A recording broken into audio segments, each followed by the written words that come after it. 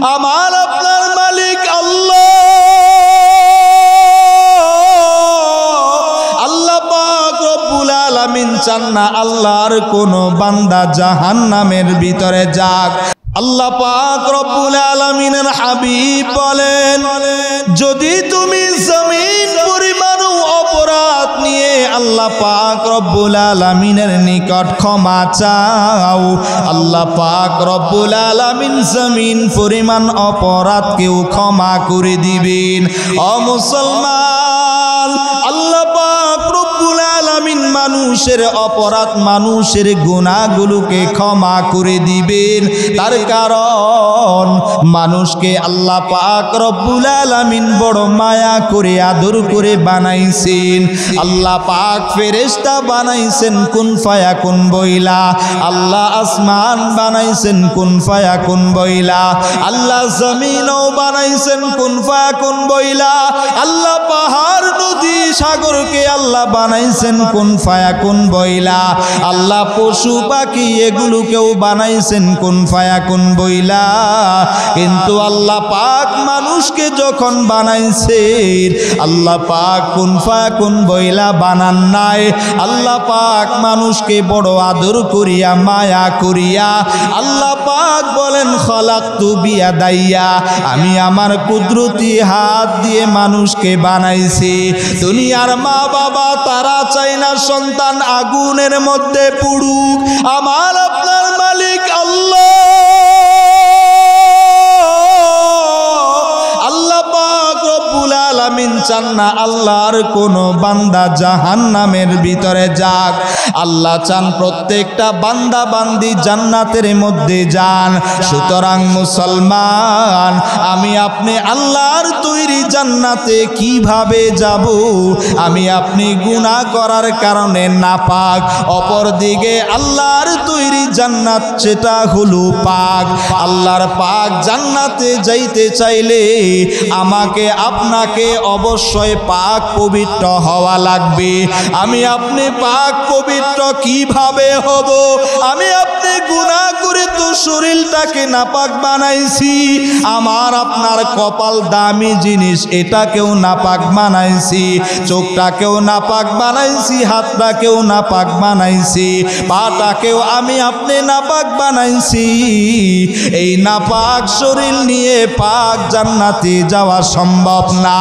সুতরাং ও মিরপুরবাসী মুসলমান, আল্লাহ পাক রব্বুল আলামিনের জান্নাতে আমি আপনি যদি যাইতে চাই, তাহলে আমাদের নাপাক এটাকে দূর করার জন্য আল্লাহ পাক রব্বুল আলামিনের কাছে তওবার মতন তওবা করতে হবে, ঠিক কি না?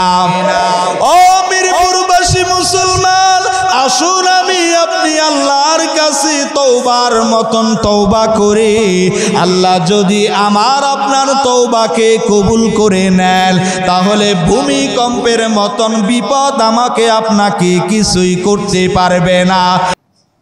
সম্মানিত মুসল্লিয়ানে কারাম, এই ভূমিকম্প থেকে আমাদের বাঁচার জন্য আল্লাহ পাক রব্বুল আলামিনের দরবারে তওবা করার দরকার আছে না নাই?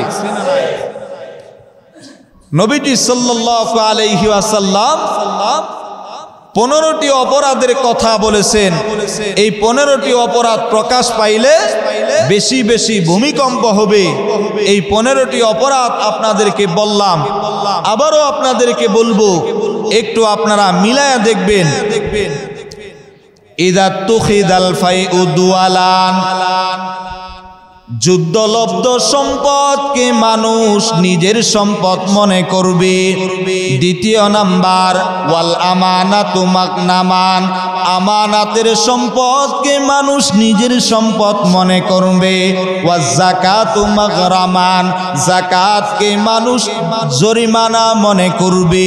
4 নাম্বার, ওয়া তুআল্লামা লিগাইরিদ্দিন, মানুষ ধর্ম শিখাইবে ধর্মের উদ্দেশ্যে নয়, বরং দুনিয়ার উদ্দেশ্যে ধর্ম শিখাইবে। 5 নাম্বার ওয়া আতাআর রাজুলু যাওজাতাহু, মানুষ তার বিবির আনুগত্য করবে। 6 নাম্বার ওয়া আক্কা উম্মাহু, মানুষ তার মাকে অবজ্ঞা করবে, বিবির কথায় উঠবে বসবে, মাকে অবজ্ঞা করবে। 7 নাম্বার ওয়া আদনা সাদিকাহু ওয়া আকসা আবাহু, বন্ধুকে কাছে টেনে নিবে। 8 নাম্বার ওয়া আকসা আবাহু, পিতাকে দূরে সরায়া দিবে। বন্ধুই আমার জানের জান, বন্ধুই আমার প্রাণের প্রাণ, অথচ যেই পিতা জন্ম দিল, যেই পিতা মাতার গাম পায়ে ফেলায়া কষ্ট করে ইনকাম করে খাওয়াইলো, শিক্ষা দীক্ষা অর্জন করাইলো, ওই বাবাকে দূরে সরায়া দিবে। ওই যে বন্ধু সুখের সময় পাইছে, ওই বন্ধুকে কাছে টেনে নিবে। 9 নাম্বার ওয়া যাহারাতিল আসওয়াদু ফিল মাসাজিদ, মসজিদের মধ্যে হট্টগোল আওয়াজ দিন দিন বেড়ে যাবে। 10 নাম্বার ওয়া সাদাল কাবিলাতা ফাসিকুহুম, সমাজের নেতা হবে নিকৃষ্ট ব্যক্তি। ফাসিক নিকৃষ্ট ব্যক্তি হবে সমাজের নেতা। 11 নাম্বার ওয়া কানা জাইমুল কওমি আরজালাহুম, সমাজের মধ্যে যারা মাতবর, সমাজের মধ্যে যারা বিচার আচার কার্য প্রতিষ্ঠা করে, এই সমস্ত ব্যক্তি হবে খারাপ ব্যক্তি, নিকৃষ্ট ব্যক্তি। 11 নাম্বার বললাম। 12 নাম্বার ওয়া আকরিমান রাজুলু মাখাফাতা শাররিহি, একজন মানুষ আরেকজন মানুষকে সম্মান করবে, তার থেকে অনিষ্ট, তার খারাপি থেকে বাঁচার জন্য তাকে সম্মান করবে।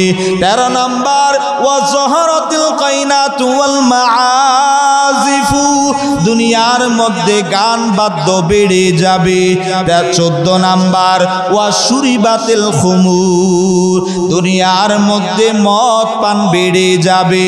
15 নাম্বার ওয়া লাআনা আখিরু হাদিহিল উম্মতি আউয়ালাহা, এই উম্মতের শেষের মানুষগুলো, পূর্বেকার মানুষ যারা আছেন, ইমামে আযম আবু হানিফা, ইমামে বুখারী সহ, ইমামে মুসলিম সহ, আব্দুল্লাহ ইবনে মাসউদ, আব্দুল্লাহ ইবনে আব্বাস সহ আগেকার যারা নেককার ছিল তাদেরকে লানত করবে।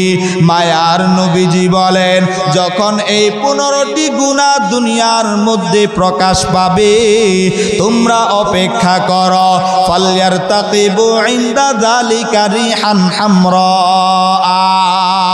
তোমরা অপেক্ষা করো।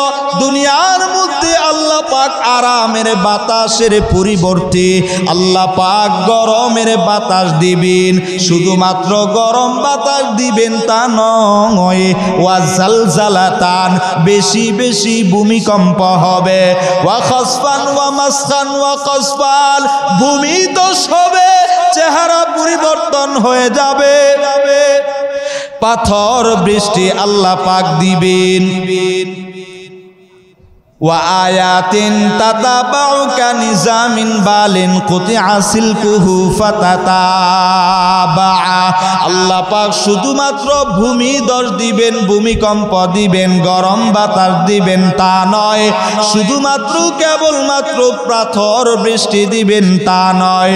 পুরাতন পুঁতির মালা, এটাকে ছিঁড়ে ফেলাইলে একের পর এক যেমনি ভাবে পুঁতি পড়তে থাকে, দুনিয়ার মধ্যে একের পর এক বিপদ আপদ আসতে থাকবে। তাই তো আমরা দেখলাম 20 সালে করোনা ভাইরাস আসলো, আমরা মনে করেছিলাম এই করোনা ভাইরাস এটাই বুঝি সবচাইতে বড় বিপদ, কিন্তু দেখা গেল না। কয়েক বছরের ব্যবধানে ব্যবধানে 2025 সালের 21 নভেম্বর এমন ভূমিকম্প হলো, যেই ভূমিকম্প পূর্বের সমস্ত বিপদ আপদকে পিছনে ফেলায়া এই ভূমিকম্প আমাদেরকে জানান দিল আগের সমস্ত বিপদের চাইতে এই বিপদটা আরো বেশি বড়। ঠিক না? এই 15টি অপরাধ যদি সংগঠিত হয় তাহলে অবশ্যই অবশ্যই ভূমিকম্প হতেই থাকবে। শুধু ভূমিকম্প হবে তা নয়, একের পর এক বালা মুসিবত আসতেই থাকবে। সম্মানিত হাজরিন, এই ভূমিকম্পর ব্যাপারে আল্লাহ পাক রব্বুল আলামিন পবিত্র কোরআনের 99 নম্বর সূরা সূরাতুজ জিলজাল এর নামকরণ করেছেন সূরাতুজ জিলজাল, মানে ভূমিকম্পের সূরা। আল্লাহ এই সূরার মধ্যে কি বলেন? ইদা জুলজিলাতিল আরদু জিলজালাহা, যখন জমিন প্রবলভাবে প্রকম্পিত হবে, তার মানে জমিন যখন উলটপালট হওয়ার মতন উলটপালট হয়ে যাবে। ওয়া আখরাজাতিল আরদু আসকালাহা, জমিন তার বুঝা বের করে দিবে। তার মানে আলকাত মা ফিহা মিনাল মাউত, জমিনের বুকে যত লাশ আছে সবগুলোকে বের করে দিবে। যত স্বর্ণ গহনা আছে, যত খনিজ সম্পদ আছে, দুনিয়ার মধ্যে যত মূল্যবান সম্পদ আমরা দেখতে পাই, যেগুলো মাটির নিচে আল্লাহ রেখেছেন, সবগুলো মাটি বের করে দিবে। চোর যখন এই সম্পদগুলো দেখতে পাবে, চোর বলতে থাকবে, হায় আফসুস, এই স্বর্ণের জন্য, এই রূপার জন্য, এই হীরার জন্য আমি চুরি করেছি, এই সামান্য বস্তুর জন্য আমি চুরি করেছি, যার কারণে আমার হাত কাটা হয়েছিল। সম্মানিত হাজরিন, আল্লাহ পাক বলেন, ওয়াকালাল ইনসানু মা লাহা, সেই দিন মানুষ বলতে থাকবে, দুনিয়ার কি হলো, জমিনের কি হলো, আজকে এমন করতেছে কেন? আল্লাহ পাক বলেন, ইয়াউমা ইদিন তুহাদ্দিসু আখবারহা, জমিন সেই দিন সমস্ত বৃত্তান্ত বর্ণনা করবে। হাদিসের মধ্যে আসছে, ইয়াউমা ইদিন তুহাদ্দিসু আখবারহা আতাদরুনা মা আখবারহা। আল্লাহ পাক নবীজিকে জিজ্ঞাসা করলেন, জমিন সেই দিন তার সমস্ত বর্ণনা করবে, এটা কি আপনি জানেন নাকি? মায়ার নবীজি সাল্লাল্লাহু আলাইহি ওয়াসাল্লাম তিনি চুপ থাকলেন। আল্লাহ পাক রব্বুল আলামিন বললেন, ইন্না আখবারহা, জমিন সেই দিন বর্ণনা করবে, আলা কুল্লি আবদিন ওয়া আমাতিন বিমা আমিলা আলা জহরিহা, জমিনের উপরে মানুষ যত অপরাধ করেছে সমস্ত অপরাধের কথা জমিন সেই দিন বর্ণনা করবে। আনতাকুলা আমিলা কাযা ওয়া কাযা ফি ইয়াউমিন কাযা ওয়া কাযা ফাহাদিহি আখবারুহা, জমিন সেই দিন বর্ণনা করবে, ওই দিন তুমি ওই জায়গায় এই অপরাধ করেছো, ওই জায়গায় তুমি চুরি করেছো, জেনা করেছো, সুদ খাইছো, ঘুষ খাইছো, ওই জায়গায় তুমি মিথ্যা বলেছো, ওই জায়গায় তুমি গীবাত করেছো, শিকায়াত করেছো, ওই জায়গায় তুমি কুটনামি করেছো, ওই জায়গায় অপরাধ করেছো, সব বর্ণনা সেই দিন জমিন করে দিবে। ও মুসলমান, আমি আপনি গুনাহ যে জায়গায় করি না কেন, ওই জায়গাতে আমার আপনার জন্য জমিন আছে না নাই? আপনি 10 তলার উপরে গুনাহ করতেছেন, এই 10 তলাটা জমিনের উপরেই, কথা বলেন ঠিক কিনা? তার মানে জমিনের উপরে থেকেই আপনি অপরাধ করতেছেন, সব অপরাধ সেই দিন জমিন বর্ণনা করে দিবে। সুতরাং মুসলমান, আমি আপনাদেরকে বলতে চাই, এই যে একের পর এক ভূমিকম্প হইতেছে, হতেই থাকতেছে, এই ভূমিকম্প থেকে বাঁচার জন্য, সমস্ত প্রকার বিপদ আপদ থেকে বাঁচার জন্য আল্লাহ পাক রব্বুল আলামিনের কাছে তওবা করার দরকার আছে না নাই?